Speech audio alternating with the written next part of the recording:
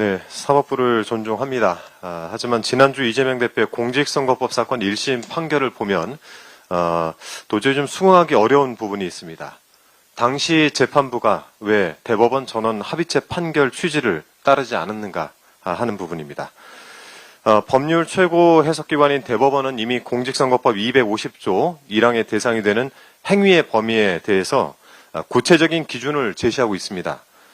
대법원은 헌법상 표현의 자유의 우월적 지위, 형벌법규 해석의 원칙에 비추어서 어느 범주에 속한다고 단정하기 어려운 표현인 경우에는 원칙적으로 의견이나 추상적 판단을 표명한 것으로 파악해야 한다. 또한 어떠한 표현이 공표된 사실의 내용, 전체의 취지를 살펴볼 때 중요한 부분에서 객관적 사실과 합치되는 경우에는 세부적으로 진실과 약간 차이가 나거나 다소 과장된 표현이 있더라도 이를 허위 사실의 공표라고 볼 수 없다라고 판시한 바 있습니다.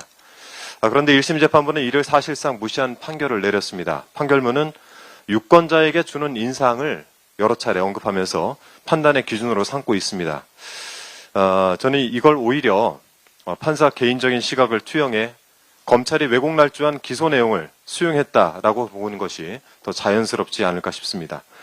다음 주 월요일 선고 예정인 위증교사 사건도 공직선거법 사건 못지않게 정치검찰의 왜곡과 날조가 심한 사건입니다.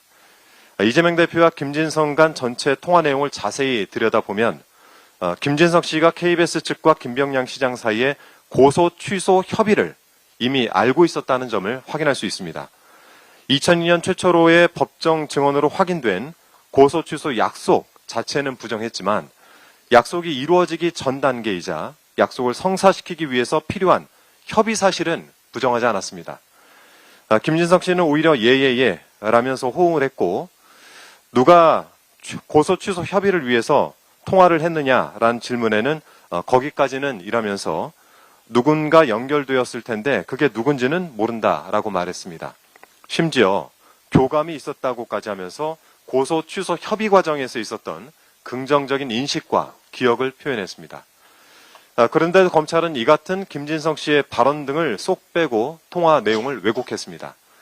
이재명 대표 변호인과의 전화통화에서도 김진성 씨는 교감이라는 똑같은 단어를 사용하면서 고소 취소 협의가 있었으나 직접 협의한 자가 누군지는 모른다는 취지로 동일하게 말합니다.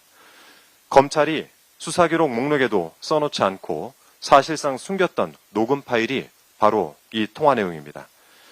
아울러 김진성 씨가 김병량 시장의 고소 대리인이자 수행비서로서 김 시장과 내밀한 사이였기에 이 협의 사실을 모를 수 없는 지위였던 점까지 감안한다면 김진성 씨에겐 고소 취소 협의에 대한 기억이 있었던 것이 분명합니다. 따라서 김진성 씨의 법정 진술 역시 기억에 반하는 허위 진술이라고 할 수 없어서 위증이 아니고 또 이재명 대표의 위증 교사죄도 성립되지 않을 것입니다.